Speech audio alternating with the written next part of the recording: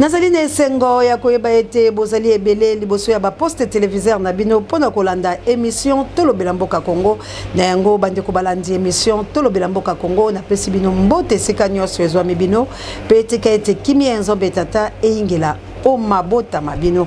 Merci encore une fois la babone na biso ya Océan du Congo pambate vraiment na moni bolingo ya solo ezali vraiment bolimbe senano na bino bato oyo pe bozakala biso elongo pona erreur technique oyo uti kosala mana be mission na biso ekoti bande ko balandi to senga ki bino vraiment bolanda ezalaki bongo maloba ya papa Denis Mukwege kasi régie et tchela ki biso penza papa Kwebe ki pepe donc vraiment erreur wana tango pe bande ko bobengi na koti na moni yango penza tozali kolobala bilo ete erreur technique ezanga kate pambate to bande kolobela makambo ya prix Nobel ya papa Denis Mukwege to bande kolobalo lenge kani abande ko défendre rapport mapping kasi nzombe ya lola penza azalika kelongo maloba wana pe ya papa Kwebe ki pepe ezalaki pe kaka komoloba makambo ya mboka na biso na bokundoli yango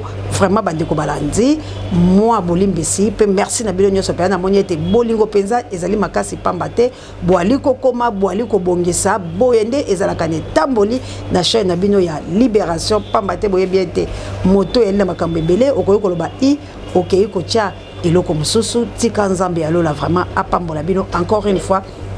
Merci na fidélité penza pena amour na ba abonné na biso Océan du Congo. Merci encore une fois la belle bato bozo li bako ya kotala be mission ko partager ko liker tika nzambe alola apambola bino ba suggestion ba j'aime na bino ezali vraiment important la chaîne ya Libération. Lelo penza tozali bongo ko zonga na maye o tozaki nango penza posa na koloba latina ya papa la biso professeur Denis Mukwege. Même ide oyo bakendaki nango na ba émission oboto kotala toyoka nanu déclaration na ye nini penza alobaki oseya monde pambate alekaki na TV ya RFI pona koloba makambo oyo tolanda yango na okabu ya l'homme puissant sokaza kontala ngai ebongo tozonga sima. Denis Mukwege, bonjour. Bonjour madame. Quand on s'est engagé comme vous pour la reconnaissance des crimes du rapport mapping, qu'est-ce qu'on ressent dans cette journée un peu particulière d'anniversaire après 10 ans? Pour moi aujourd'hui c'est un sentiment mitigé puisque c'est incompréhensible que la communauté internationale ait lu ces rapports et que cette communauté internationale, que le Conseil de sécurité ait décidé de mettre ces rapports dans un tiroir. Pour moi, c'est incompréhensible et ça pose la question quel monde nous voulons construire demain. Je pense que les crimes qui sont considérés comme des crimes de guerre, des crimes contre l'humanité, des crimes de génocide, le monde ne devrait pas se taire puisque nous sommes tous concernés. Et le jour où nous gardons silence par rapport à ces crimes, nous savons tout simplement que nous ouvrons largement la porte pour que ce type de crimes puisse continuer. De l'autre côté, le fait que le peuple congolais se met debout pour demander à ce que le gouvernement congolais puisse prendre les responsabilités par rapport à ces crimes pour permettre les Congolais de faire leur deuil. Je crois que cette évolution de la population congolaise est très très encourageante. Mais c'est un peu grâce à vous justement, cette mobilisation notamment internationale. C'est aussi parce que vous avez finalement placé votre prix Nobel de la paix sous le signe de la fin de l'impunité autour des crimes du Mapping Report. Je crois que comme prix Nobel de la paix, comment je peux continuer à garder ce titre si je ne travaille pas pour la paix dans la région? Je crois qu'aujourd'hui, nous avons quand même un momentum d'avoir un président qui a des mains propres par rapport à toutes ces violations graves de droits de l'homme et que le fait qu'il a demandé à ce que son gouvernement puisse travailler sur le dossier de la justice transitionnelle, ça peut permettre à certaines personnes qui vivaient dans la peur de sentir que il y a un espoir, il y a un dirigeant qui veut faire bouger les lignes. Pourtant, Félix Tshisekedi a aussi promis de ne pas fouiner dans le passé. Et même s'il a écarté du commandement opérationnel 2 officiers considérés comme rouges par l'ONU, il ne les a pas radiés non plus de l'armée. Il faut commencer quelque part. Je crois qu'il faut plutôt l'encourager. Nous savons qu'il y a des obstacles. Et ces obstacles, il faut avoir une population qui s'engage pour encourager également le président de de la République d'aller de l'avant. Le gouvernement a élaboré 2 projets de décret qui prévoient une justice transitionnelle justement sur la demande du président Tshisekedi. Pour l'instant, essentiellement, c'est une sorte de commission vérité et réconciliation, mais il n'y a pas de tribunal ou de chambre mixte prévue pour juger ces crimes. Est-ce que ça sera suffisant ? C'est pas suffisant. Je crois qu'il faut absolument la justice. Aujourd'hui, dans notre pays, c'est comme si pour passer des échelons dans l'armée, il faut montrer qu'on est capable de tuer. Ça ne peut pas marcher. On ne devient pas général puisqu'on a tué, puisqu'on a violé. Justement, tant que d'anciens belligérants sont aux affaires, au sein de l'armée, dans les assemblées, est-ce que c'est vraiment possible de lutter contre l'impunité ? Vous savez, nous n'allons pas inventer la roue en République démocratique du Congo. On sait très bien à quel point la justice transitionnelle a pu changer les choses dans plusieurs pays. 25 ans, c'est trop. On a essayé de cacher, on a essayé de mettre tous les rapports dans les tiroirs en espérant que le temps va arranger les choses. Le résultat est là. On n'a rien arrangé. Au contraire, la situation est explosive à l'est du Congo et nous devons agir vite. La RDC de Félix Tshisekedi fait tout pourtant pour se rapprocher de ses voisins, assure même des médiations entre eux. Pensez-vous vraiment que Félix Tshisekedi puisse aujourd'hui soutenir la création d'une juridiction qui pourrait mettre en difficulté ses nouveaux alliés ? Je pense qu'entre ses alliés et sa population, le choix doit être très clair. À mon avis, ces alliés resteront des alliés s'ils acceptent quand même qu'on puisse parler, qu'on puisse dire la vérité par rapport à notre passé. Il faut que la justice puisse trancher qui a fait quoi. Et après ça, on peut passer à la phase de la réconciliation avec le voisin et se dire plus jamais ça. À l'heure actuelle, il y a beaucoup d'argent, il y a des millions, voire même des milliards qui sont investis en République démocratique du Congo, notamment dans la mission des Nations Unies au Congo. Vous pensez du coup que cet argent, cette stratégie de maintien de la paix est finalement poursuivie à pure perte ? Il faut évaluer après 25 ans. Je crois que la bonne volonté est là, mais le résultat est tout à fait contraire de ce qu'on attendait. Et moi, je pense que ce qui manque dans tout ce que nous faisons, c'est la justice. Denis Mukwege, merci. Bandeko balandi totiki penza maloba wana na bolayi nango pamba te boyoka nini professeur abandaki bongo koloba ezalaki mokolo oyo babandaki komotombela ye sengo ezalaki mokolo oyo ezalaki bongo makao malamu kasi ye alobi nini awute koloba ete azali komosepela te pamba te likambo oyo ya rapport mapinga likambo oyo ezali bongo ya République démocratique du Congo bato bazali kokotisa yango na kati ya alumwala pe bazwi yango bakamati babombi yango bandeko balandi pasi nyonso wana ezali bongo komo sala manakati la biso ezali bongo malamu te tala likambo monene ya assassiné ya bato ya kobomba bato likambo yo Rwanda complot la ba français ba koti likambo ngo ba Amerika ba impérialiste bango nyonso batombola ki likambo pona koboma ekolo ya bato kasi bandeko bangai ebele ya bayiki ya bato bakufi bongo na République démocratique du Congo tikino lelo ata ko justice moko esalamité ata ko esambiselo moko te ya ezali ko sala pe ko beta tila la likambo na yango tala likambo wana ekundama lelo bozali komona ete Paul Kagame azui monopole na kati ya mendele pe ya bayindo kotelemaka kotambolaka pamba te akokiseli bango mokano oyo bango balingaki po ete bapesa bango mabele kasi batikaki wana te bakei kokotela kati ya libumu ya moko na biso pe mwana ya papa oyo abundaki etumba monene po na République démocratique du Congo ata kona sena ye azalaki nyoka kasi na likolo biso banso tozalaki bana tozalaki bongo kokumisa ye tozalaki bongo kolanda modele wa ye ya koloba ete alingaki ekolo wa biso personnage Papa Tshisekedi wa Mulumba na banza takola ba video oto utai ko lakisa ta oto bandai bokobo kundolie bomoni ndenge ni la bandai ko boya likambo ya bamona Rwanda kasi boni Félix akende ko kota likambo la bango po ete lelo mabele mabiso ekenda yango na to akina posa ya professeur Denis Mukwege moto oyo ba chelo ko lembo moto bali ko kana ko boma moto lelo aza na insécurité pamba te na nzela na ende makambo so matombo mitanga zo mona ba viole ba nini akende ki bongo ko koma monganga ya kosungaka ba mama oyo bazali bongo ba victime ya génocide o bali bongo ba sambo bo sambo li pe na ye ko Congo ba mama bali la valeur te ya kotola bango lolenge wana kosangisa mama na mwana na yo aboti ye kosangisa mama na bande ko mususu mibali domi mibali sambo mibali mitano motoba bali koleka bobele na nzoto ya mama. Alors mama ya congolais azali lisusu na valeur te tala papa wana telemaki kosala musala yango wana natikaki boyoka likambo to ko beta mbele ya rapport mapingi bande ko nanga congolais bisika no sezo mibiso awo ezali chaîne na bilo ya libération esiko to sombitina kama kanisa esiko to concertizaka esiko to analysaka esiko to salaka éveil patriotique esika ototombola kama ngongo poete to benga na ba occupant bande ko nanga likambo ya Congo ezali occupation likambo ya Congo ezali na yango te o ya songolo pakala likambo ya Congo yali nango te o ya kingandi likambo ya Congo yali te o ya ndoki boka telemi likambo ya Congo yali ya occupation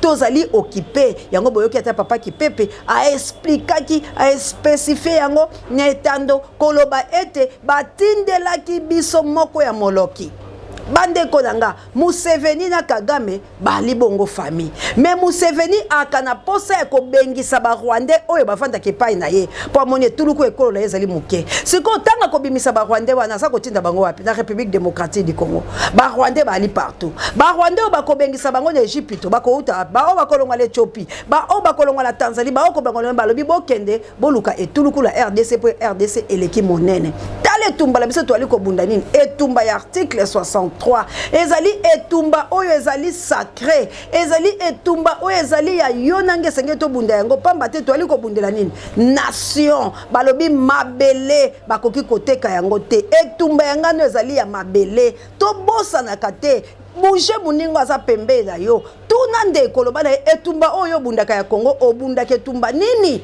tango mususu yozali ko bundela nde ba poste tango mususu yozali ko bundela nde ndeko na opa koma député olingi te ba renverser régime wana po yozoli ngbele mais biso etumbo to ko bunda lelo na Congo to ko bundela mabele yango to ko zongisela bino biloko ya kotombola mongongo na rapport maping pamba te to moni Macron ndoki oya telemi sikoyo boye atindi na lombango na RDC abeti bongoloto ba uti ko signer yango ndenga uti ko sala tourner na wala Kagame pe bazongi la mesa wa bango ndeko bo vérifier na sakna longueur d'avance élection ko sala na 2023 na Congo élection eza bel et bien la 2023 mais quel genre d'élection oyo Macron atindi to sala 2023 ba obligé Félix abandai ko bo élection Félix abandai ko lobato ke na recensement Félix abandai ko lobato kota boy po balinga ki mapona salate mais ndenge la za ko yebisa bino boye Macron asoli na bato na ye lokwa batelemisi liboso balobi o eza reine na yo tu es bête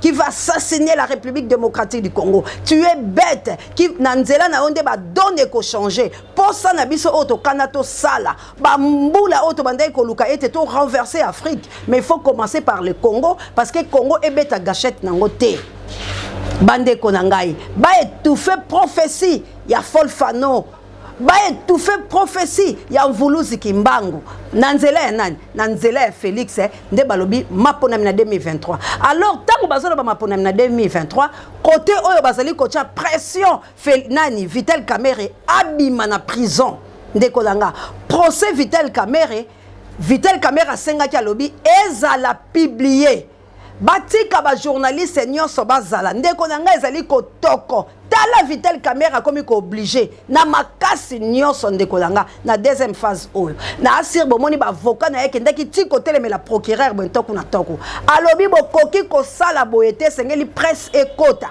presse ezo maloba o Vital Kamerhe ko samba na embala oyo pamba teto boyi Vital Kamerhe asamba na huis clos bande ko nanga qu'est-ce qui se passe un individu a commis koya obligé institution parce que justice ezali institution ezali eloko individualité ezali mobeko ezana mboka esengeli justice sala mais un individu burundais azali ko obliger la justice la biso alobi il faut presse kota ce qui presse quotité cela veut dire ngai na kosamba te alors ezali kita la avocat Vital Kamerhe bande ko danga qu'est-ce qui se passe dans la République démocratique du Congo toteleme la rapport mapping toteleme la assassinat tango biso to kozwa mokano ya konanger na kotelemela rapport mapping na biso tale longa la biso toko bouleverser ba donne ya ba occidentaux ya ba impérialiste oyo toko bouleverser ba donne ya ba sacé République démocratique du Congo. Faisons la guerre, révolution nous, c'est ça ezali eloko biso toko cha point barre point te topesa bango passage te bande ko nga soki to tiki élection la kati ya Congo la 2023 et ko za la bénéficiaire pour la biso te. Alors wana nde bakoboma biso en bloc. Pourquoi? Parce que bango baza ko s'organiser pour ça la bango ezani batali balobi tito comme ba 2030 biso to ko zala te na bamboka la biso mo pepe ko souffleté bambonge ko salam elubele ko kota na bamboka la biso. Alors mboko biso to ko siéger za Congo. Alors esengeli to profiter kaka la ndenge guerre ya bautu ya batuchi bakela ko fanda kuna biso to zo espace ndeko nanga to ko démorceler Congo te.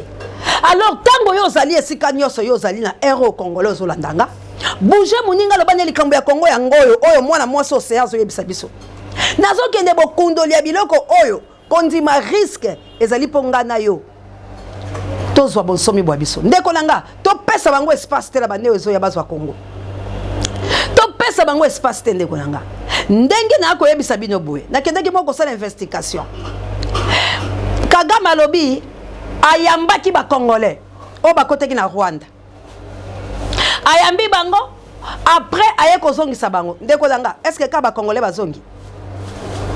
Combien de congolais bakoteki na Rwanda? Combien de congolais babimi na Rwanda? Nani oyo asalaki etidi wana muta déjà bazalaki ko réceptionner ba congolais o ba okota la Rwanda? Muta déjà bazalaki ko réceptionner ba congolais o bazo bima na Rwanda? Ndeko nanga bakoti ba congolais babimi ba Rwandais. Donc ba o bazongi sikoyo eza bongo ba Rwandais. Donc masi ya ba Rwandais ezongi ba ebisi bango le bobima lisubo kende lubela bokele kokota.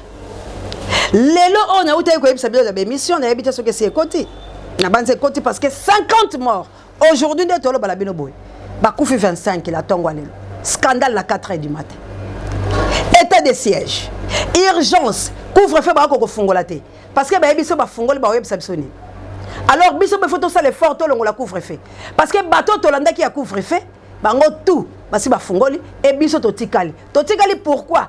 Parce que ba yebi ke ba il faut ba étouffer peuple congolais boy parce que tant to tambola kala bango la même méthode ya butu place bango ba lokaka ndoki alingi te yo ba méthode na lokaka ndeko langa atala ndaku salaka effort soko monika ke milimo mabe ozo comprendre te banda ko la kala teni dada okomona moloki asala kacha ko bala ko tuna yo komi bondeni parce que comprendre et to vision na ende bango babimaka.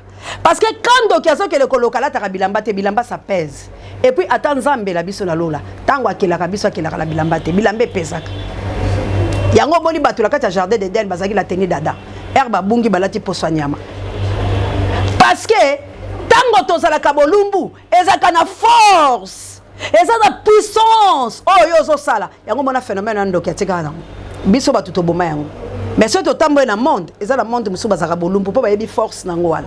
Ndeko nanga bolumbu ezaka scandale. Soki mutu atikali bolumbu boy mutu loso ko tala te boni fanda parce que ça la puissance moko dégage ka wana. Nde force. Et si ke vandi yango wana. Ndeko nanga congolais. Tango toko mobiliser toko sensibiliser. Toko nzima ke bandeko musu ba kolela. Mais biso to lobi to telemaka, to ndimi risque wana parce que mvuluza za la kati la biso. Roi Congo azala kati la biso Dieu le créateur du ciel et la terre azotamba la biso le ngoko pesa makaso to lo bala bilobo si eza bongo te ndeko nanga ifoko lala mais na lobi pona nzambe bo attaquer nzoto molimo il faut dégager puissance pour République démocratique du Congo kangola eza na besoin océan ganga bandeko langa élection bel et bien la République démocratique du Congo la 2023 signée par Macron babeti pour élection ko salam. Bolandela yango la zebisa bilo Félix ba étouffé ya kala kaka anelo kwa ko salate alingaka kende balobi eloko te ba élection sala mais élection la biso to ala eloko to sala ndeko langa ba opesa sous Félix te ba ebisi Kabila vanda kimia tu es protégé okokufa ka mukolo nzamba kolinga pourquoi la zebisa bilo Olive Lembe azu audace ya koloba à répondre Noël aebisi alobi soki mboka oyo eza kobika malamu parce que mobali na ngande mutasala ki makambo Olive azu audace ya koloba nzamba lola pema opesi na moto moyen mutamokila za na makasa obotola te. Olive azui makawapi na Lubumbashi. Olive a telemi pour répondre ba Congolais. Allez-y comprendre. Alors bi mobali na yende za la force. Mobali na yende mutasali Congo et mobali na yende za likolo. Alors makambo bino bosolo ba nationalité ça ne pèse pas parce que mobali nanga étranger Makonzi Congo a aidé Congo a komisi Congo les siko ezali. Bomoni esil tuana. Bozomoni esil tuana. Or nangonga oyo tous les lois possibles oya malamu et que jouer rôle tesco la Congo parce que métissage ezali. Bolanda ki papa ki pepe alobi 56 troupes armées étrangères na kati ya Congo.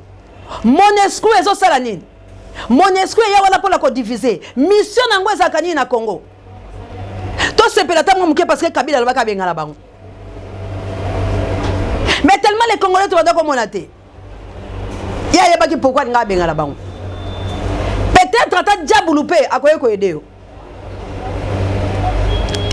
Mais lelo oyo à travers Félix na zongela kama kamala Kabila lobaki ba oboma Félix na mindu kité ba oboma na mobeko. Po ba yebaki ke makambo ba ko salisa Félix. Félix akoliaka mboko makoza la façon ya ko gouverner té. Et bomo lelo Félix gouvernance na fiasco.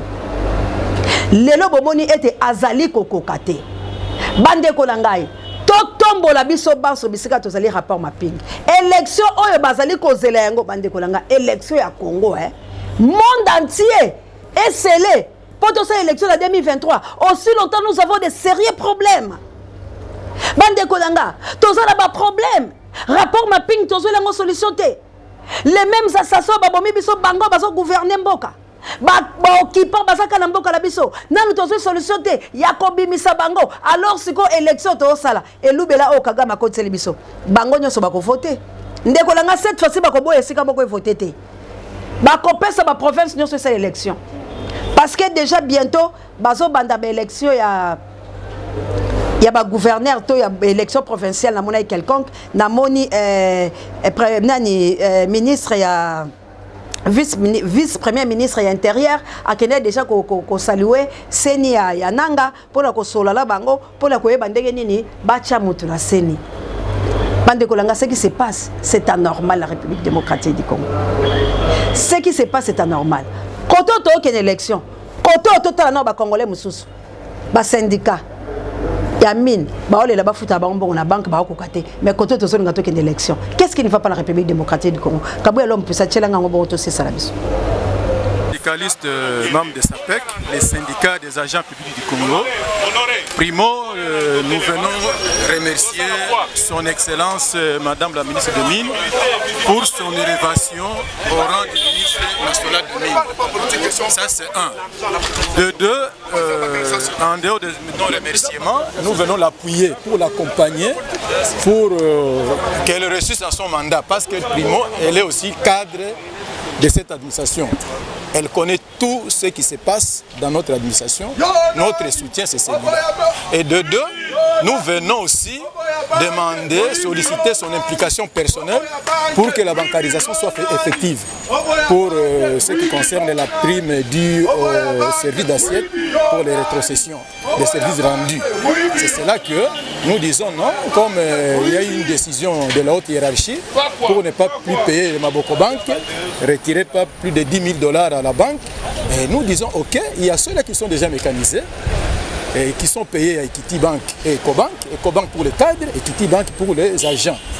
Et qu'on affecte automatiquement leur paye au niveau de ces deux banques déjà qui sont déjà reconnues. Là où nous sommes déjà engagés. Pour ceux-là qui ne sont pas encore mécanisés, mais on fera le processus. Après le contrôle, on saura qui est qui d'après le dossier administratif. On les mécanise et on ouvre le compte individuel tout et chacun en leur faveur. C'est ça notre objectif. C'est soutenir son Excellence, l'appuyer, l'accompagner. Et qu'elle est maman, elle connaît les soucis. Quand un enfant pleure, la mère sera ici, elle a fait caca, elle doit changer leur couche. Quand un enfant pleure, elle saura que non, on l'a tapé. Quand un enfant pleure, oh, peut-être elle a mal au ventre, l'enfant a mal au ventre. Donc elle est maman, elle connaît notre souci aussi, qu'elle fasse quelque chose afin que cette mécanisation soit effective. C'est ça notre souci. Vous êtes syndicaliste. Oui. Dites clairement, citez le nom de la personne clairement. Qui refuse que vous soyez payé à la banque? Qui refuse? Non, ici c'est un mécanisme. C'est un mécanisme, on ne peut pas citer le nom de qui que ce soit. Nous sommes syndicalistes bien sûr. Mais quand nous disons, nous venons, nous appuyons, si jusqu'à ce jour, il y a des fractions, les autres qui réclament au niveau des finances, va foutre à Maboko Bank, les autres non. On ne peut pas citer le nom de qui que ce soit. La rigueur de la loi doit être prise en compte. Quand il y a une décision qui sort au bénéfice de tout le monde, alors on doit s'en tenir à cette décision. Nous, c'est notre ministre sectoriel. Elle a un poids, elle a quelque chose à dire. Or, si elle n'a pas entendu les voix de ceux qui sont en difficulté, ça serait un peu compliqué. Nous venons la féliciter au même moment, donner nos désidérata. C'est ça. Pour nous soutenir maman ministre, pour nous continuer, banda azue bongana ntoyo kopesa ye mbote te. Ya on le to yaki poto pesa ye mbote. Biso ba agent administration ya mine na ba chef na biso. Tozali pour nous soutenir ye na ministère na ekene malamu pe kene liboso. Na yango to ngaki to profiter so to koti na kati, bon to sola maman pour la likama ba organisation na biso ya ba prime. Prime na biso ekene bank. Pour tozo mona na maboko ezoza clair te. On tozo ekene bank pour to ko sunga mana malamu. Yo to ngaki to senga maman. Mais tozali bien na maman, toza malamu makasi. Tozo sepela na ye pe tozo setolingi azala wana vraiment pour sunga pe biso. Mbongo la bino ke na banque, liboso banda ko kidoa. Mbongo na so liboso ezaki ko bima trésor public après na administration brute. Après ba futi biso na maboko. Tozo benga maboko banque. Si ko biso tolingi ekenda na banque, est-ce que ba futa biso salaire? Bongo tozo ngoka kuna. Tolingi bongo. Como ibeza la suite. Ah. Tolingi ezala. Nous a honoré.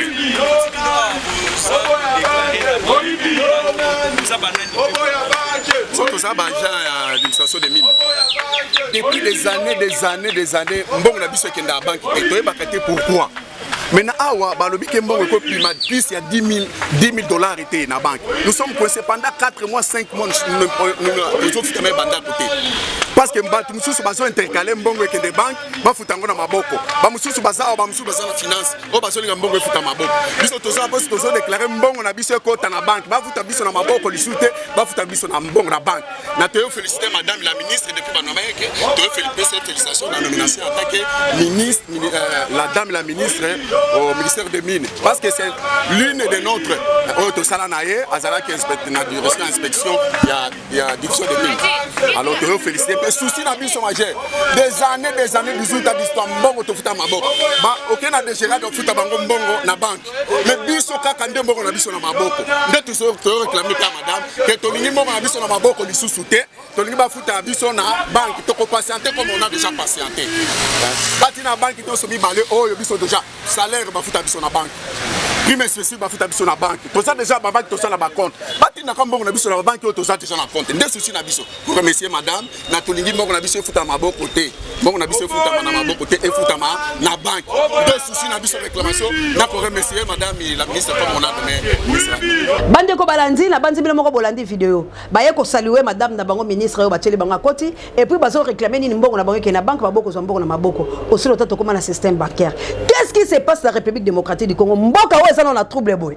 Makambo ouais mike na tokoko sangote. Alors précipitation de l'élection pourquoi bande ko langa? Et puis élection Congo comment ko za la bato ba kele ko se réunir les banda. Tango bilo mono ba congolais bozo solution te. Biso mo ba congolais la kata cuisine interne toza ko yoka la te mais bato li banda baza ko wangela biso. Qu'est-ce qui et loko nyeso le kala kati wa? Qu'est-ce qui ne va pas? Bazo bongisa la biso nini? Koto ba foka Vital Kamerhe ba telemi balobi to lingi bo médiatiser procès oyo. Parce que Vital Kamerhe alinga beta. Maman o Vital Kamerhe bomba kaye o azala mbongo. Vital Kamerhe eko bimisa ye. Mbongo bisike kenda. Vital Kamerhe eko bimisa. Alors procès ne ko kata la boyoka ba libérer Vital Kamerhe. Parce que jusqu'au preuve du contraire justice est condamnée été. Vital Kamerhe zongi avec force la deuxième épisode. Nana za ko appuyer. COP 2023 élection ko salama. Il faut se soutenir. Kabila zala candidat, Vital Kamerhe candidat, Moïse Katumbi candidat, Bemba candidat, Félix candidat. Ba ko sala union des assassins, ba yokani ba bimisi candidat moko Vital Kamerhe. Pour bango batondi ba battre record Fayulu Akoyi. Attention, je vous l'ai dit. Préparation à 2023 ba koti que la Fayulu te à la présidente de la République. Ce qui te bondi te voir même Jésus à côté les Marocco ma Satan en mboka oyo. Voire même Dieu le créateur à côté de Maroko Satan parce que tous ont bafoué prophétie à Fumukimbang. C'est lui, l'archange puissant de la République démocratique du Congo. Alobi Mundele Kokoma Moindo Kokoma Mundele. Oh, bato ba moni. Ndekonanga le 18. Bomoni catastrophe salamaki. Bomoni moboule ezaki bukola mort na ye. Bomoni ndenge nini makambo salamaki. Alors bande kolanga tant to comme le 21. Et sengelaki biso nyonso to lata mandalala. To simba mabele ya Congo. To lata yango to baka yango na balumba lumba. Pona ko banda ko invoquer ba ancêtre la biso. Ba pesa biso force, puissance, domination, autorité. To tende ko libérer mboka la biso. Alors les Congolais bazo vendre la barque liachi katagene nkoi au vin au nini au boy au moi voilà au ngai j'ai fait des études de pareil. On n'a pas le temps. Il y a que ça la statistique à Bamayele. Si nous sommes des intellos, c'est le moment, tant Bolandi, Denis Mukwege, c'est le moment de pousser ma cri, c'est le moment de télémato la Kisabatouke, na face à monde, bisope tozali Mayele. Sinon, ce qui est l'élection en 2023 est salami tozali puissant parce que Kabila a 11 000 mercenaires. Bah, côté ici combien? Bah, si bah, côté ça, bah, Rwandais, bah, Zinga biso, Gombe, Koma, Kigali, 2. Ba opération oyo ba moindo nzangi ba yeko sala na Congo bino so boyebi bande kolanga to ko souffrir ba ko étouffer ba bemba gombo wana ba ko salisa bango le côté ba Moïse Katumbi wala baza ba accompagnateur ba bemba baza ba accompagnateur ya chute ya République démocratique du Congo. Alors ba lobi oyo aza makasi aye ba ko sunga ba fege to longola bande ko na biso oyo bakangami na minyolo ya Satan to bimisa bango to ko bimisa bango na nini to revendiquer ba droit. Ko revendiquer ba droit la biso ezani soulèvement populaire. Soulèvement populaire, révolution congolaise. Yangonde ekopesa biso force to sala mapona memalam. Attention, élection oralier. Attention, Macron a signé. Bête du monde a déjà signé. Alobi quoi na martelé. Alebo kende élection ko sala. Si quand on que élection la banane. Congo so que l'élection la système occupation. Congo est qu'il y a des élections sous-mandatées ya Kagame. Bande Kolanga. Kagame ne mourra pas sur le biso de Koufa. Kagame a Koufa la volonté en Zambé, voire même Kayen. C'est là Kayen la front. Nzamba le baki muta touché été. Muta ko touché Kayen la revanche cette fois. Pour lui ya moto eza ko dépendre dans Zambé. Attendre quitter. Donc il a pouvoir wana te. Alors biso toza ko maudire Kagame. Pour Kagame ke le Koufa. Mende Kolanga. To la Kagame ke biso to eto bomaye. Tout le monde Félix que le cola yona zela libumuna on ba trahi biso biso faut to sala o ba salaka ndeko langa tozo prier Dieu comment tozo ko sala pratique wa Bible té qu'est-ce que Josué avait fait tanga mona ki aye beti bango Josué kamola bi non biso toza tribu nzambe nzamba bibiso biso l'Égypte akundi bango na mer rouge mais to komi awa aye beti biso ala alongo bilamba ala ti putulu ala la mabela bi nzambe soki zanga inde shit oyo memanga nzamba lobile c'est pas toi téléma. Et ça peut être papa no Moïse. Mettez à la tribu à Juda, balé ba dévoué par interdit. Nzamba le bibo exterminé ba lapidé bango. C'est comme ça to la Félix na batulay. C'est comme ça to la batulay so bazo soutenir Félix.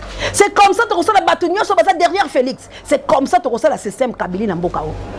On va les chasser et lapider. Bango tout existence à bango ezalate parce que bas les dévoué par interdit parce que bakei ko sangana na babomi ko le Congo ndeko langa kaka soko za congolais oko partager mission kaka soko za congolais oko tia ba suggestion kaka soko za congolais oko s'abonner massivement na chaîne de la libération na yaki le loto betambela ona koloba ete ce qui se passe ndeko langa ngana moni yango na yeka ko beta na salaki la posa boyoka nanu makambuni ni ba osala biso batomboli bakundi wala biso to ko sepela ndeko langa kaka ngana yo soki to zui makambo sérieux kaka ngana yo soki to talani na miso ya solo kaka ngana yo soki to za ba congolais to lobi ete to ya ko sala musala mboka ndenge bolelaka ba taxe leki banyeli leki to longola loko avant 2023 tout ça élection ya bien et puis élection commandité par force ndenge ba osenga boy gouvernance to banza te ke ba kopesa muto biso to lingi ba ko imposer biso et système wana soki ba imposer biso la 2023 poto bimande konanga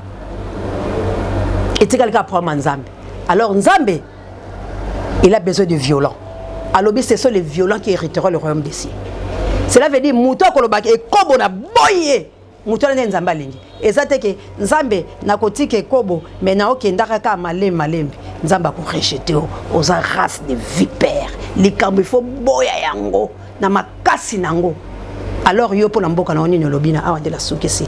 Merci encore une fois pour amenta Angola no bondia botard de bono et na RMC ko komela bino Mamour d'Angola na mokita na Florencia Matondo Mido. Merci encore une fois na Maman Célestine na France, merci na Juka M na France, merci na bandeko nyonso penza bisikalo so bozali et merci na South Africa na autorité morale ya océan de la presse congolaise, autorité morale wana ezabongo honorable Pascal ya océan de la presse. Merci encore une fois na apôtre Doudou, merci na père double Guillaume Mpinga na Cape Town na na Lompinga mère double merveille kitoko, merci na Désiré Botuna, na maman Elisabeth Botuna en Autriche, maman Koimpumba la France, Ingeta Nanita Babeo il faut que moto. Merci la bilonyoso bisikolo sobozo landa biso penza yanga papa pe na Australie. Merci na Lik Makanaki en Autriche et Ratakate. Merci encore une fois l'équipe technique wana moni bongo Kabouya l'homme puissant échange pas l'équipe qui gagne à la caméra prompt rétablissement na maman Adja Awa. Assalamu alaikum le musulman langa nyonso.